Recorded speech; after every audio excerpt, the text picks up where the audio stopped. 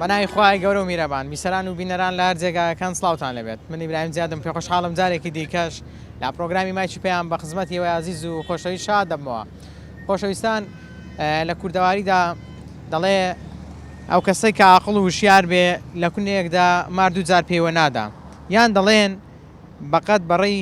خۆت پێ ڕابکێشە، یاخود دەڵێن دەستی ماندوو لەسەر زژی تێر. ئەمانە و کۆمەڵێ پەندی دیکە مەبەستمەوە بوو ئەو پەندانە کەسانی پێشەمە باب و باپیرانیمە لە ژیاندا ئەزمونیان کردووە، بۆیە زۆرجار قسەکانی وان دەبێتە وانە و پەندێک لە بۆ ژیانی ئێمە. جا من ئەمڕۆ دەسمە لای بەشی لە وڵاتیانی شاری هەولێر و لێیان دەپرسم چەندێک ئێمە دەتوانین سوود لە ئەزمموی کەسانی پێش خۆمان وەربگرین، بە تایبەتی ئەوانەی لە ژیاندا کۆمەڵێک ئەزممویان کردووە، تاڵ و سوێری زۆریان بینیوە، هەوراز و نیشێوی زۆریان کردووە. ئێوە بیسەر و بینەرمان بن، بابزانم تێڕوانینی وڵاتیان لەو بارەیەوە چییە، لەگەڵمان نابن.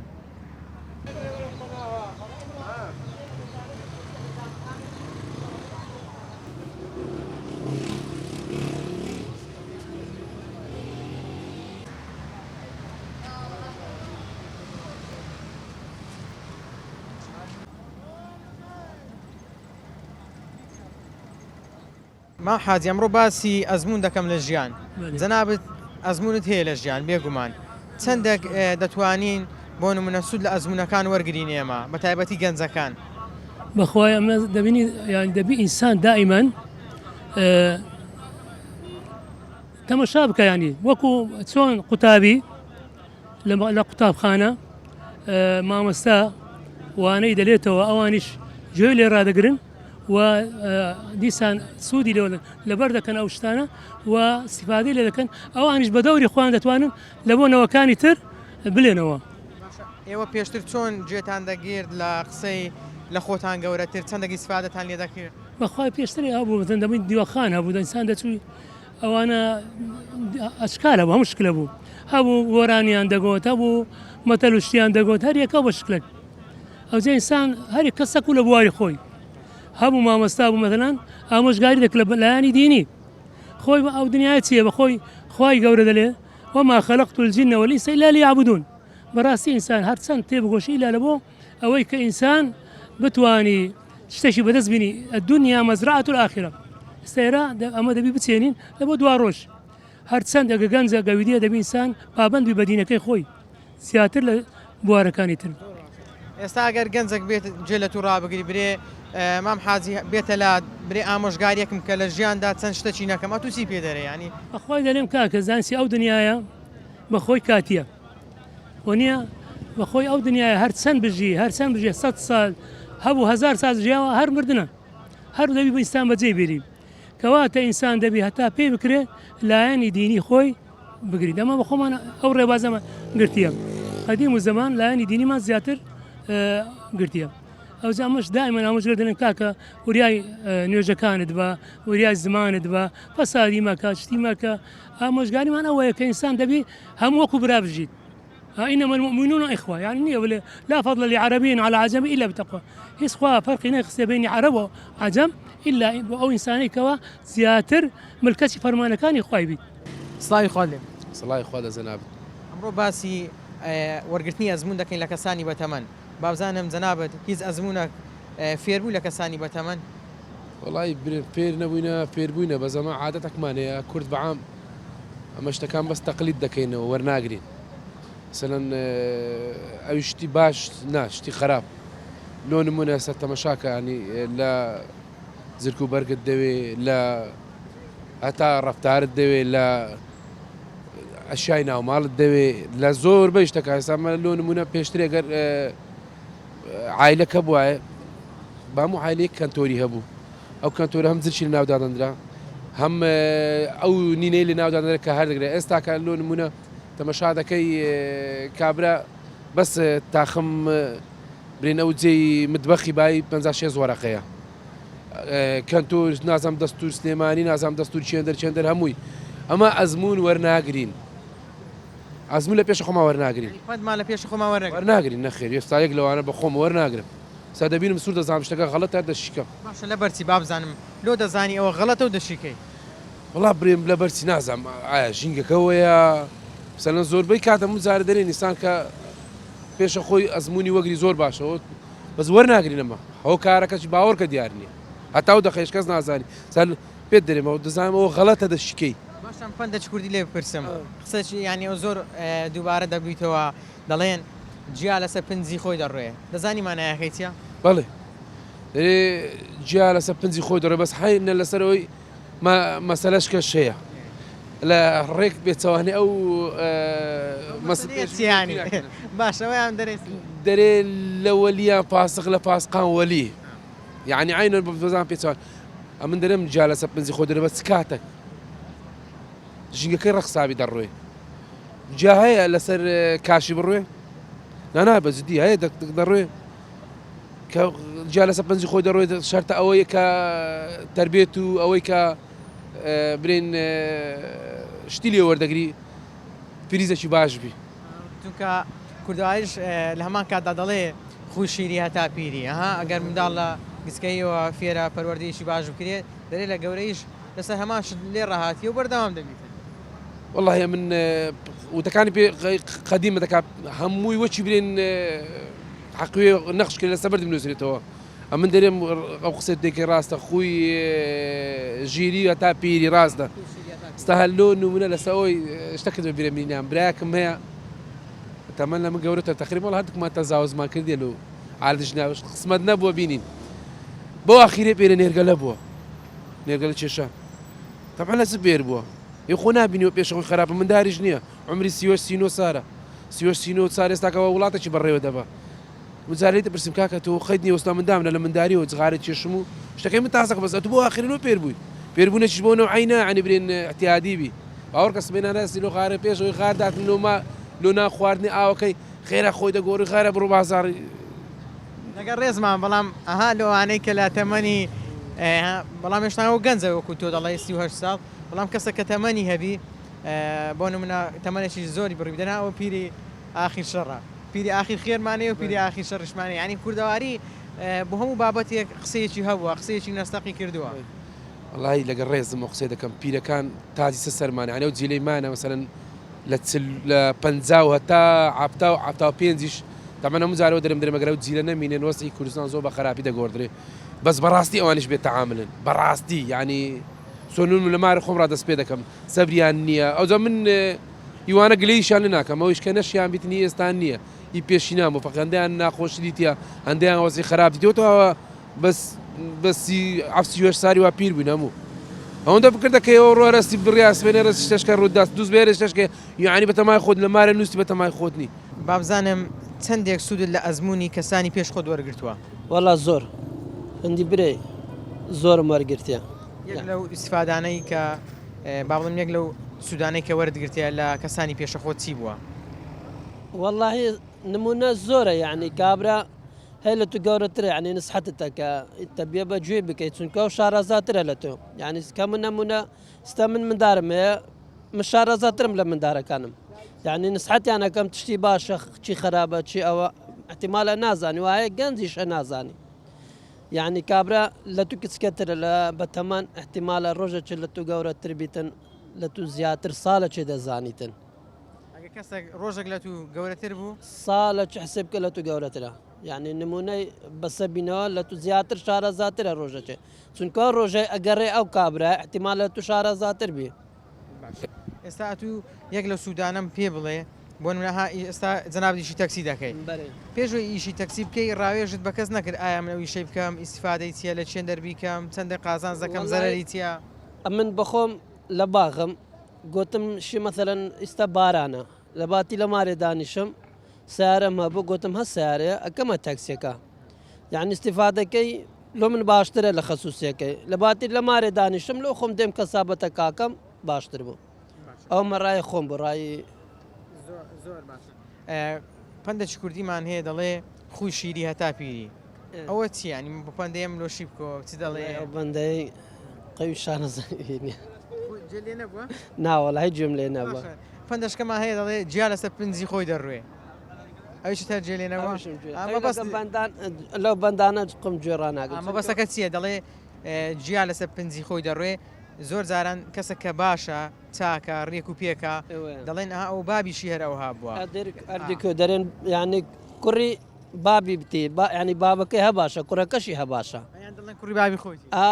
كري بابي خويت يعني تسنكو كابرا بابي باشا كركشي مزبورة باش بيتن زۆر باش ئێستا ئەمەژگاری تو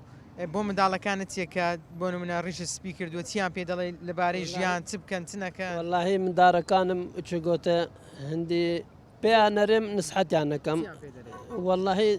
أو خرابة أو باشا لخوتان بخوينن علاقتان بكز دانا بيخ تداخل بياوي خراب نكن باشە بۆ دەڵێ علااقەتان بە کەس زەوە نەبی لە بەرچێ ايوه هي كابرا نشار زايد سيتي كلي دو برادركا نازاني كاخو خرابة يان باشا احتمال خرابيتن او اوش خرابو ادي هكا كابرا باش بيتي كلي باشي بك لو خرابي ذكي كمثال استعمل كابرا كذا ناس مثلا خرابة لو تمتي كلي ليب كم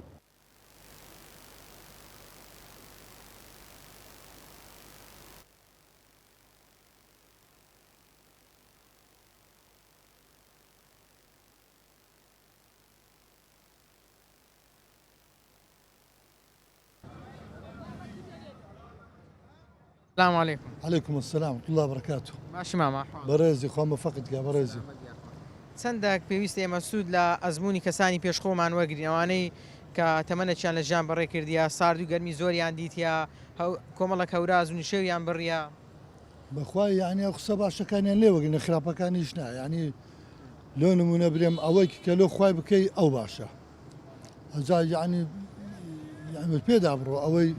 ڕازگۆی بی ئەمینەتی بی ئەو شتانی یعنی هەرچی باش بی لۆ خوای بکەی پەشیمان نابی بەشەمان نابێ ئەوەی لۆ خوای بکەی ئەو جێی دەگری ئەویت کە جێی ناگری بەڕاستی باشە ماما ئەت کۆمەڵک تەمەنت بەڕێ کردیا خوای گەورە تەمەند درێژت کە لەسەر بۆ نمونە هاوڕێتی چێ بکەم گەنجێک لەوانێت برێت لێت بپرسی برادراتی چێ بکەم ئەم پەشیمان نابمەوە لەگەڵ چی هەڵسوکەوت بکەم قازانز دەکەم زەرمەند نابم بەخوای هاوڕێ ئەو کەسەی بکێ کە لای خۆی هەیە کە لای یعنی نوێژ و ڕازگۆی و ئەمینەتی و ئەوانە هەیە و هاچۆی مزگەوتیەکە هاچۆی ئینسانی ڕازگۆ بکەی باش پندێکی کوردی هەیە دەڵێ جیا لەسەر پنجی خۆی دەڕێ جێ لێ بووە بەێ ئەو پندە ینی چیە لە بۆم شی بکەوە چی دەڵێ مەبەستم یعنی باب کوبی ئەولادی شەوها دەبی یعنی ئەگەر باب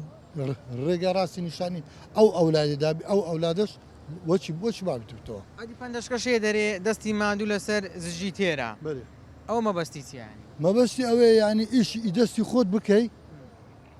یعنی مەقصد ئیشی دەستی خۆت بکە وشگماندی دەبی ئەوجا یعنی لۆ خۆت بکەی خۆت یعنی نانی پێدەکرشت پێ دەکڕی ئەوە یان تێر دەبی بە کوردی بەڕێزی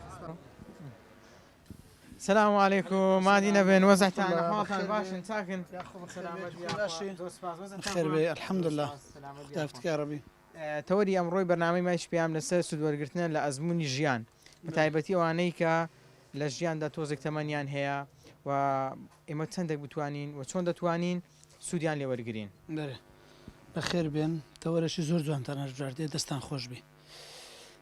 دیارە ئەو ژیانی ئەمە لەسەری دەژین بێجگە لە بە هەندێک زیاتر دوورتر تەمەشا بکەینێ کەلک وەگرتن لە ڕابردوو لەبەرەوەی ژیان زیاتر دووبارەیە منتیقە لەو منتیقەیان زەمن لەگەر زەمن ئەگەرنا ئەوانی دیکە هەر هەمووی دووبارەیە لەبەرەوەی ئەمە هەموو مرۆڤین بەیەک سیستەم دروستکراینەکە خی گەورە خەڵقی کردینە دەمینێتەوە پەروەەردە دەمینێتەوە بەڕێوەبردننی ژیان دیارە ئەمە هەمومان ئەو ڕاستی باش دەزانین لە هەتا کەچی ئەو ملەتەی بپرسی کە لە وەگرتن لە باب و باپیران بەڕاستی ڕاستترین بەرنمەیە ئەگەر بێت و ئاوڕەچی لە ڕابردوی خۆمان بدەینەوە ئەمن لە بابی خۆم بابی من لە باپیرم ئەمن بەڕاستی ئەو کەسانی کە کەلکم لێ وەرگرتینە ئەم باپیری خۆم نەدیتە بابم الحەمدولیلا مایە بەس زیاتر تام لە کەسە گەورەکانی دیکە وەردەگرم داپیرم بە ڕەحمەت بی زۆر شتی فێر کردینە زۆر نسحەت و زۆر زۆر ببوورەجێت لە داپیری دەگرت و زۆر زیاتر عمری منداریم لەگەر لە باوشیوی بووم بەواقعی بەرێ ئەو شتانەی کە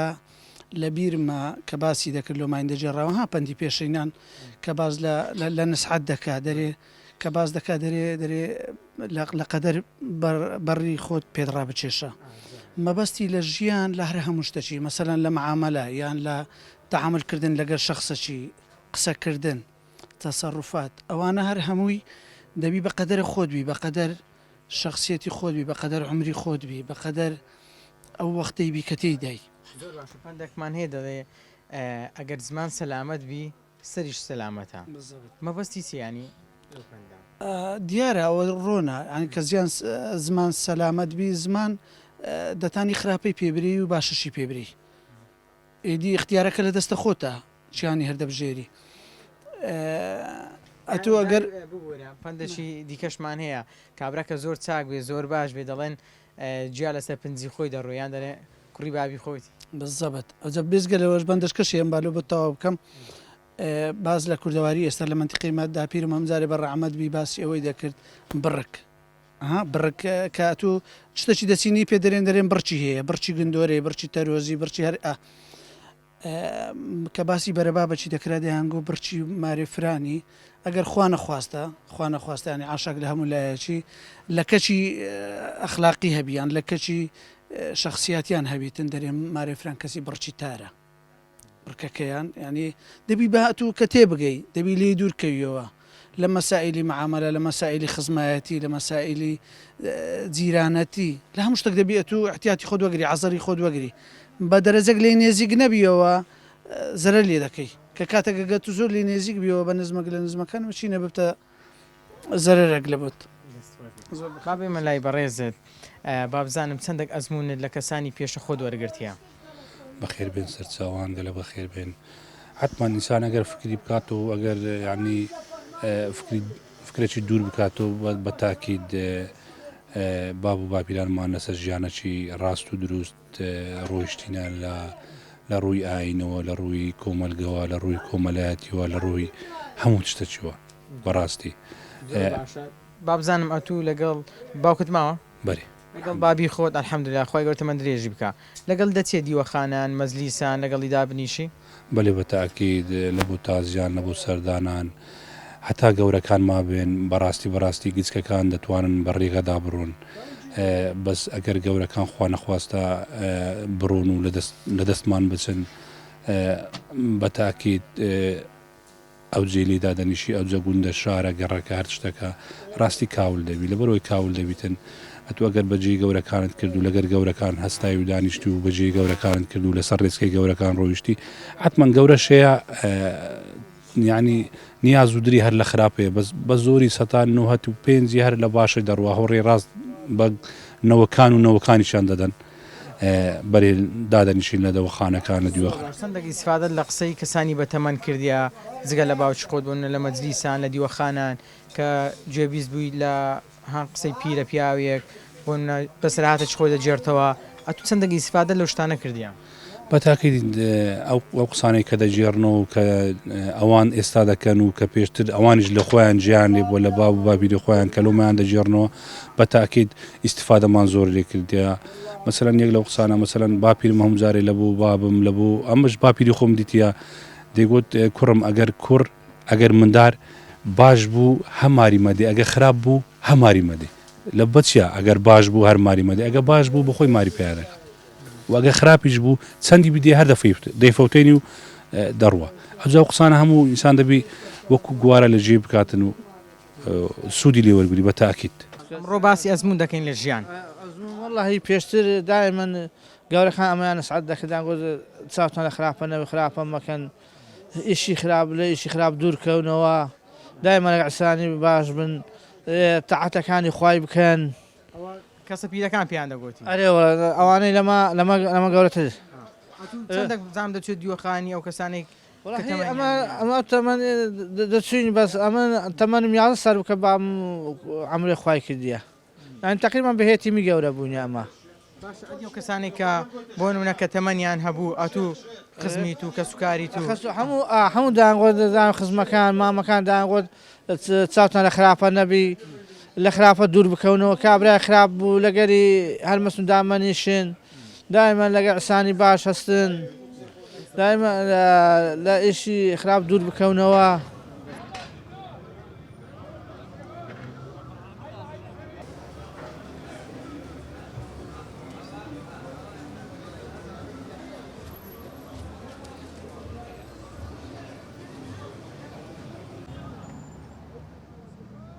چەندێک بزانم سوودت لە کەسانی پێشە خۆ وەرگرتیە ئەوانەی کە ئەزمونێکیان هەبووە. طبعا ڕشتپێکانی پێشتر قەدیمان ئەزمونیان طبعا برن لێمە گەورەترن و لەمە لە پێشترن و ئەزمونیان زیاتر لەمە دنیایان دیتێ و پەندی پێشینیانیان زۆرە. ماشە ئەو دنیا دیتنەی وان ئەو ئەزمونەی وان ئیسفادی هەبوو لە بۆ تو؟ طبعا ئەدیکو قسەکانی ئەوانە ئەمەیان گەیان تا ئەوڕۆ و قسەکانی وان. با بزانم چ قسەش پێشینانی کوردی لە بیرایان لەبەرە هەردەم زۆر دەڵێ کورد ئەوهای گوتی ئەو قسەی زۆر جوانە ئەو قسەی ئەو مانایی هەیە. بەخوای وەکو پەندی پێشینان نابەز وەکو قسەی باپیر و خۆمە دەرێن مەچی ماری هەر یەکەکەت کرد ئەگەر دوژمنیشت بوو کە پشتت تێکرد باست کرد نامەردیە. باپیرم ڕەحمەتی لێبیتن. سەلامە سپاس دەکەم. زۆر باشە. ئینسان ئەگەر بە قسەی کەسانی لە خۆی گەورەتر بکاتن چەندێک لە ژیان سەرکەوتوو دەبی و چەندێک کەمتر تووشی هەڵە دەبیتن. قورآن دوو ئەقر باشترە لە ئەقرەچی. دوو ئەقر باشترە لە ئەقرەچی. هەردەم پرس و ڕا باشترە. شتەکە نازانم یەکسەر خۆمی پێدا نەدەم نا پرس بە تو بۆ بەڕێزێ بە ئیدیکە کۆدەنجی هەمووان قەرار لەسەر شتەکەی دەدەین. پەندێکی کوردیمان هەیە ئەو پەندەیە باپیرانمان ئیسفادەیان لێ کردیە ئەزمونیان لێ وەرگرتیە و بۆ ئێمە شوێر بووینە دەڵێن بەقەت بەڕی خۆت پێڕابچێشە. زۆر باش کابرا مەبەستی زۆر شت دەگریتەوە یانێ تو ئێستا لەو نمونە 3 دینارت پێەیە وەسە 3000 پێ بە پارێ ئەوڕۆ شیشەکە بابدامان نە بە 5000 مەچمەی خۆ بڕ شتێکی بخۆ بە 2000 بیخۆ بە 1000 شت پێ ببینێ ئەوەندە بەڕەت لەبەر چیە و هەر ئەوەندەی بە ئیسفادە لێ دەکەی. السلام عليكم. عليكم السلام ورحمة الله. السلام ورحمة الله بخيرات سهلتهم خوي بسلام. با بزانم ئەو کەسانی کە تەمەنێکیان هەبووە با و باپیرانی ما چەندێک ئیسیفادەت لە قسەی کەسانی پێشخۆت کردیە چەندێک سوودی هەبووە لە بۆت؟ 95 بالنسبة من خۆم باب و باپیران و مام و کەس و ڕشتپیانی بڵای ناو بە ئەمە منداڵی ناو بازاڕین قسەکانیان ئیسفادی هەبووە لە بۆت؟ زۆر هەموو ئێستا دەرسە بۆ ئێمە یعنی. باشە چ قسە چ وانە کە بۆ زۆر ئیسفادە لێ کرد؟ کاکە یەکەم شت احترام و ئەخلاق و تربیەتی خەڵک ئەمە وا لێ ڕاتینە منداڵی بازاڕین احترامی گەورە بگرین احترامی گچکە بگرین احترامی ئافرەت بەنەوعێک يعني هەر کەسە و احترامی خۆی ئارا والله ڕێزی بیر بەڵێ بەڵێ بەڵێ ئەوە هەموو لە گەورەکانەوە فێر طبعا بەخۆش ژیانیش فێرت دەکات بەڵام کە دەرسی ئەساسی بە ئەوان تۆزە با بڵێن ئەوانەی کە لە ڕابردوو ژیانیان زۆرتر دیتەوە ئەوان قسەی با و باپیرانی خۆیان وانە ژیانیش بۆ نمونە کە دووبارە دەبتەوە هەندێک شتێ دووبارە دەبتەوە تو ئەو قسانە دەتوانی کەڵکی لەوەگری سوودی لەوە طبعا هەرە والله سەتاسەت دەستی مادوو لەسەر زجی تێر طبعا کابرا ماندوو بووە ئەویش زگتێرە یعنی مەسەلەکە دەگەڕێتەوە سەر ئەوەی کە کابرا برسیە صافی وەگرتیە زگ ئەوە کەش ماندی بووە لە بۆی ئینسان ئەگەر مادی دەتوانی بە ئارەقینی جوانی خۆی ئەوەی بەدڵی ئەمە خۆی لە مەکتەبەش خوێندیتمان من لا يعمل لا يأكل ئەگەر ئیژنەکەی ناخۆی بەڕاستی بەس ئەگەر تو باسی قەدیمی جارانی زەرامەکان دەکەی ئەوە ئەمە قەت ناگەڕێتەوە ئیجاران مستحیلە قەت ناگەڕێتەوە جاران عالم دەچووە میواندارێستا لەگەمالی کاکزانەی میسالەن عایلەکانمان قەدیم باز دەکەم با باپیرانمان دەچوونە سەفرەی پێکەوە یەکمە کاستا ئەو شتەمایە ئێستا کاوسی قەیمایە تو نەفەری بێ مالی خۆت جاران نمایە کاکە ئیجاران ڕۆیشتن بەرەکەتیش دەگەریان ڕۆی بەڕاستی ئینسانی بەرەکەت بوون ئیجاران کاکە جاران بەرەکەت بوون جاران موبایل نەبوو جاران عالم ئەخلاقی فول بوو جاران ئەو ئەنترنێتە پیسە نەبوو ئەوە عالمی یانی تەفریش کرد قسەکانی وان لە بۆ ژیانی ئەم ڕۆمان لە بۆ ئێستا والله هەموو قسەکانی هاتە دی چیان دەگوت پێشترێ ئێستا هاتە دی هەردەیان گوت ڕۆژێک دادێ ئەو هایلێ دێ ڕۆژێک دادێ ئەو فانامینێ ڕۆژێک دادێ علم کەم دەبتەوە بالفعل وایە ئارێ وەڵە وایە قسەکەیان تەواوە زۆر باشە پەندێکی کوردیمان هەیە پەندەشکەمان هەیە دەڵێ ئەگەر زمان سەلامەت بوو سەریش سەلامەتە وایە ئێتەوە ئەگەر تو ئاگەندە بە زمانی خۆت بی ئینسانیش سەلامەت دەبی هەیە بە زمانی خۆی سەری خۆی لە قوڕێ دەنێ ئەوە شەیە لە گۆڕێ دەبی ئینسان بەلاژنیان گوتێ پەندەی قەدیم بگوتیان دیوار بەجێیە تەواوە وەرە هەموو قسەکانیان تەواو دیوار بەجێ چییە؟ دیوار بەجێ چیە دەبین لێرە قسەچی دەکەی کاکە بەسیترین میسال ئەتوو لێرە لەگە دوو برادری قسان دەکەی کابرا تەلەفۆنی لودێ هەڵدەستی سەماعی خارجی دەکاتەوە لەو سەماعی خارجی کابرا قسەچی دەکاتن ئەوی بەرامبەری لەوانەیە ڕاست عاجز دەبیتن یعنی کەواتە دیوار بەجێ ئاگاد لە خۆبی کە کاتی قسان دەکەی ئەوەی قسان دەکە بە زۆر هەڵی نەکاتن باش نییە چکە توکە قسان دەکەی دەبی ئاگاد لە خۆبی کە دیوار بەجێ لەو لای شخصێک ڕاوەستایی جێ دەبی ئەوە غەڵەتە بەڵایزان و خۆشەویستان ئەوەی بینیتان و بیستان سەرنج و تێڕوانینی بەشێ لا وڵاتیانی شاری ئەولێر بوو بێگومان ئەوانەی کە تەمەنێکیان هەیە لە ژیان باشتر و چاکتر دەزان و ژیانیان ئەزمون کردیا وەکو دەڵێن هەوراز و نوێژی زۆریان دیتیا تاڵی سوێری زۆریان دیتیا ئەو کەسانەی کە بە قسەی لە خۆیان گەورەتر دەکەن لە ژیاندا سەرکەوتوتر دەبن کەمتر تووشی ناڕەحەتی دەبن ئینسانیش بۆ ئەوەی سەرکەوتوو بێ دەبێت گوێ بگرێ دەبێت بە قسەی کەسانی لە خۆی گەورەتر بکە پندێکی کوردی هەیە دەڵێ جیا لەسەر پنجی خۆی دەڕوێ یان خوی شیری هەتا پیری بۆیە من سەبارەت بەو پندەش پێم خۆشە بە کورتی ئەوەی بڵێم دەتوانن ئێوە لە منداڵەکانتان هەر لە بچوچیەوە ڕابێنن لەسەر پەروەردەی جوان لەسەر ڕێزگرتن لە کەسانی بەتەمەن بۆ ئەوەی بەتایبەتی لەم ڕۆژگارەی ئێستادا ئەوان نەکەونە ناو ئەو شەپۆلەی کە بەداخەوە ڕووی لە کۆمەڵگاکان کردووە بە شێوەیەکی گشتی و بەتایبەتی هەرێمی کوردستان کە دەبینین گەنجانمان لاوانمان ئێستا بەشێکیان بە کۆمەڵی سەرقاڵن کە لاوەشیە و سوودی بۆ ئەوان نییە بەڵکو کاتێکی زۆریان لێ دەکوژێت و لەگەڵ ئەوەشدا زیانمەند دەبن سوودیان پێناگا جا بۆیە ئەم پەندە کوردیەتان لە بیر نەچی کە دەڵێ خوی شیری هەتا پیری ڕیان بێنن ڕێزە گەوران بگرن ئەزمموی ژیانی کەسانی دیکە بۆ خۆیان بگوازنەوە چونکە هەر کەسێک ئەزمموی ژیانی خەڵکی دیکە وەرگێ سەرکەوتوتر دەبێ ڕێگای کورتتر دەبڕێ و سەلامەتر دەبێت تا پرۆگرامێکی دیکە بخواتان دەستپێرەمە شاد و کامەران بن خواتان.